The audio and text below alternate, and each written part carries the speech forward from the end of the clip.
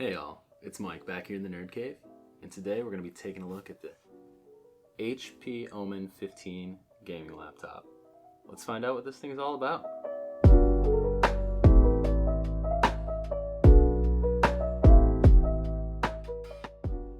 Okay, so starting out, this is the AMD version of this laptop. It has a Ryzen 7 4800H, and it's accompanied with a 1660 Ti from NVIDIA. It has 16 gigabytes of RAM running at 3200 megahertz speed in dual channel, which is great to see alongside Ryzen. A 1 terabyte NVMe SSD, as well as another empty M.2 slot for future expandability. And lastly, a 70 watt hour battery. For the I/O, on the left side here, it has two USB 3.1 Type A ports, a mini display port, and a USB 3.1 Type C port that also supports display out. On the right side, we have power in, LAN, another USB 3.1 Type A port, a full-size HDMI out, a headphone microphone combo jack, and a full-size SD card reader, which is great to see. It also has Bluetooth and Wi-Fi 6 for the connectivity. So the webcam up top is 720p. This is what it looks like. So here's just a quick test of the webcam and microphone. Let me know what you guys think of it. It comes with a 200 watt power supply. It's pretty slim, so you should be able to slot it into any pocket in your backpack just fine. I really think HP did a great job with this design. It's still pretty heavy at 5.2 pounds, but it's only about 0.9 inches thick. It also has a pretty minimalist look. It's this nice kind of minimalist dark gray finish, and then this Omen logo on the back is... Dude, seriously? Like, what do you... I'm busy. Oh, sweet laptop, man. Why are you touching the laptop? Yeah, not a MacBook, that's for sure. That's not the point of this thing. This thing has some serious power. Same, man. I like coffee shops. Maybe if you weren't interrupting my review. Makes a couple videos on YouTube, thinks he's a reviewer now. Yeah. You just shut up so I can finish this. Okay. Sorry about that, guys. So, back to this. So personally, I think this thing fits in just about anywhere. You know, boardrooms, classrooms, coffee shops, and especially the Nerd Cave. Ha! Nerd! Seriously? Okay, man. I'll be quiet. Thank you. Sorry about that. So back to what I was saying. Taking this thing to all of those places shouldn't be too bad. Most places you won't have to find an outlet, as the battery life on here is pretty darn good. You get about 5 to 7 hours out of it just doing some light stuff like surfing the web, answering some email, maybe watching a YouTube video or two. And then while editing videos in DaVinci Resolve, I was even able to get 2 to 3 hours. And then for games, you're gonna definitely want to find an outlet. It performs well enough without being plugged in, but you're only gonna get about an hour, maybe hour and a half out of it, depending on the game you're playing. All of these tests were done at about 60% brightness, which, speaking of, let's go right into the screen. So this screen is a 1080p 144Hz display. HP has 3 different displays that can come on these laptops. I would suggest definitely going with the 144Hz display, as it is the nicest one to play games on for one, but also the most color accurate and the brightest. It comes in at about 327 nits peak brightness, and for color accuracy it comes in at 97% of the sRGB color space. In other words, this machine checks a lot of boxes off.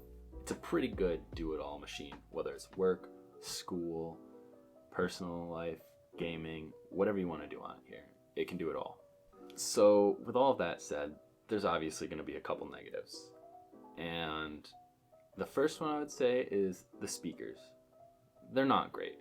They're not terrible, but I would say bring headphones if you want some good sound. It has the Bang & Olufsen logo, but it's just a logo. The second negative I would say comes about when you're looking at the build quality.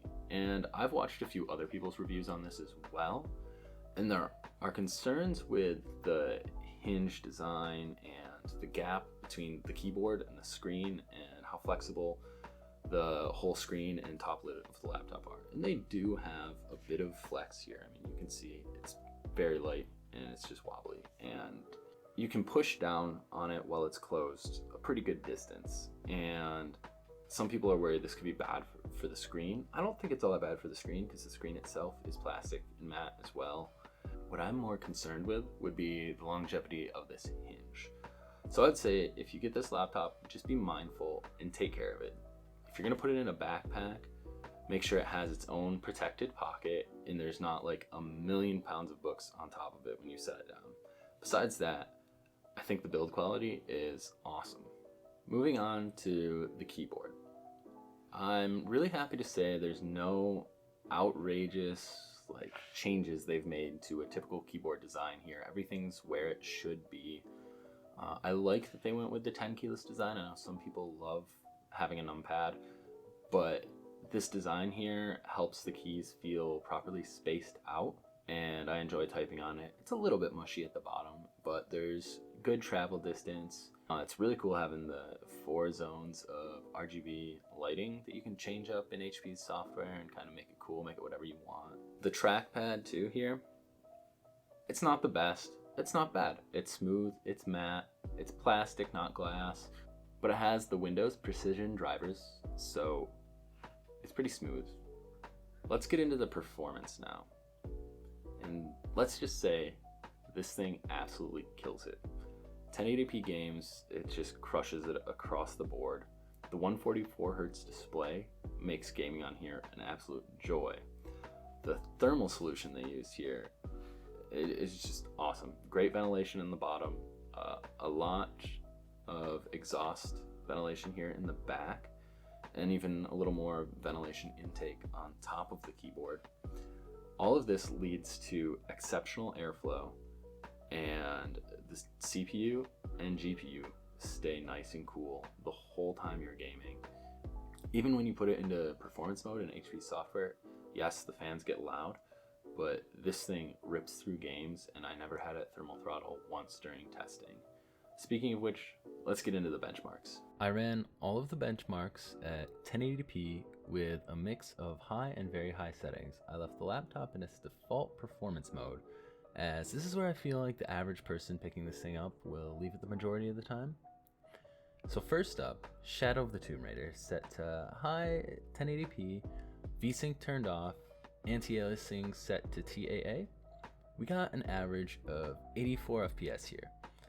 And this game actually took advantage of all 6 gigabytes of VRAM on our GPU, so it really pushed this thing, but still great results. Next up, Assassin's Creed Odyssey.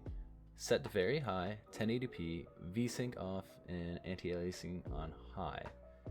Here, we were able to average 61 FPS, so just above that goal of 60 that everyone tries to shoot for, which, especially in a game like this, a big, beautiful open world game, it's exactly what we're looking for. Last up, GTA 5. This was exceptional. Even though it's an older game, still killed it. Averaged over 100 FPS for the entire run.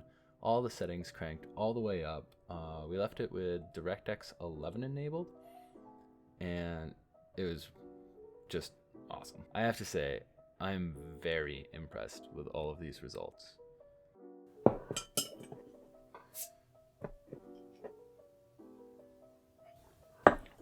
Okay, so in conclusion, let's just say this thing was absolutely perfect for what I needed. I needed something that could crush it into DaVinci Resolve while on the go, traveling, whatever, and maybe play some games on the side as well. And I also didn't want to break the bank. This thing comes in at $1,350 US. You can find it at Best Buy for this spec and a few other places. It also regularly goes on sale at those places. I know Best Buy has been on sale a couple times. I think once for $1,100 and a couple times for $1,200. Especially if you can get this student discount on top of that for another $100 off. This thing is an amazing deal. It has such great thermals and airflow. It's gonna have a long life. If you're concerned about the build quality and the hinge, I would say just take care of your devices. It's gonna hold up. I don't think those are a big issue. If you want a deeper look at the internals and some of that kind of stuff, I would suggest Bob of All Trades' video. He did a really good job breaking this laptop down, taking a look at it, and really taking a deep dive into the thermals and stuff. I highly recommend this device. I think when it comes to the Ryzen gaming laptops that have come out so far, I think this one, from what I've seen, has some of the best thermals and best performance across the board with those. And I highly, highly recommend giving this one a look. As always, if you guys enjoyed this content, don't forget to subscribe, hit that like button, and I'll see you in the next one. Cheers.